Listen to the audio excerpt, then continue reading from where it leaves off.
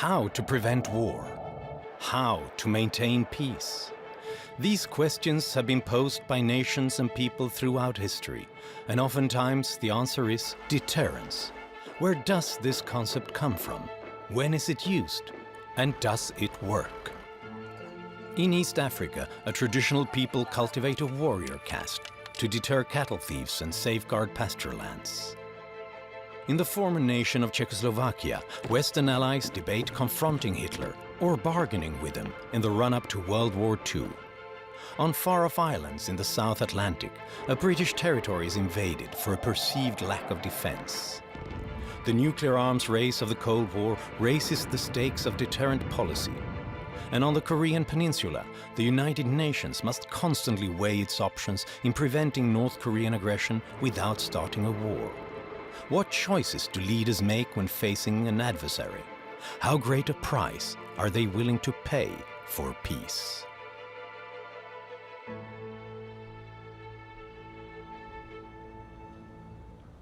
My name is Johan Norberg. I'm a writer and analyst here in Sweden, and my job is to observe political, economic, and cultural happenings around the world. I want to explore the choice of deterrence in defending one's interests and dissuading enemy aggression. But what is deterrence?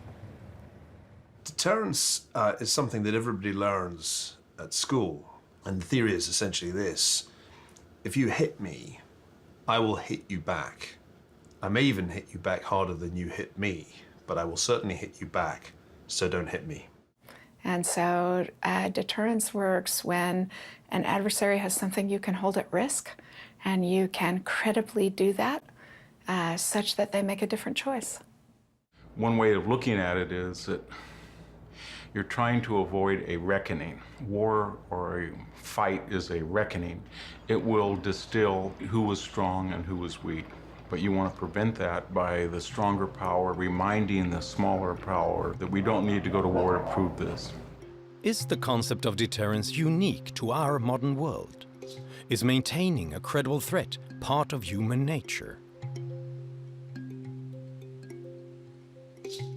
Famous throughout the Western world as fierce warriors, the Maasai of East Africa maintain a rich and complex culture.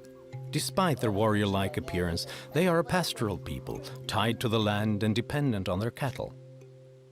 East Africa has 97% farming people and 3% people who herd cattle, and their primary food is milk and meat. The Maasai have been considered among the wealthiest people in Africa because the milk is protein and protein means health. That combined with the fact that they are very beautiful, very tall, very different from the Bantu people that are the majority in East Africa, have led to this reputation of, marvelous warriors. Parkipuni Kasoi is the leader of the Maasai community. He has 3 wives, many children, and many, many cattle. He is considered a wealthy man, and threats to his wealth are ever present.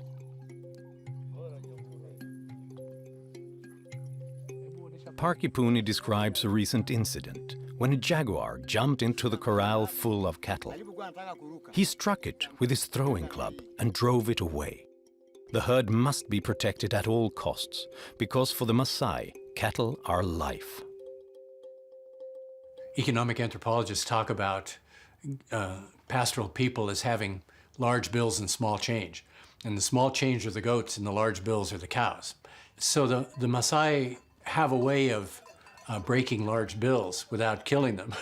And that is that they'll collect blood from it, and then they'll patch it up again, and the cow lives. And this they will do in a time when there's shortage of food. The blood is extremely nutritious and good, and it puts you in a kind of high. It's like drinking pure protein shakes or something. The Maasai have long considered cattle to have been placed on earth to sustain them, and so stealing cattle from a neighboring tribe is viewed as a divine right. Without a visible show of strength, the cattle would be stolen back again, and with them their food and their livelihood. We see deterrence everywhere.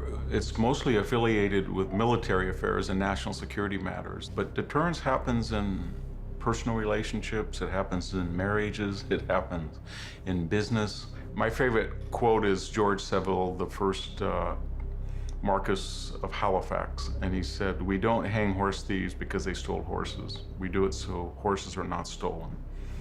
And that's the idea of deterrence. You set a precedent that people don't want to do something because the punishments outweigh the reward.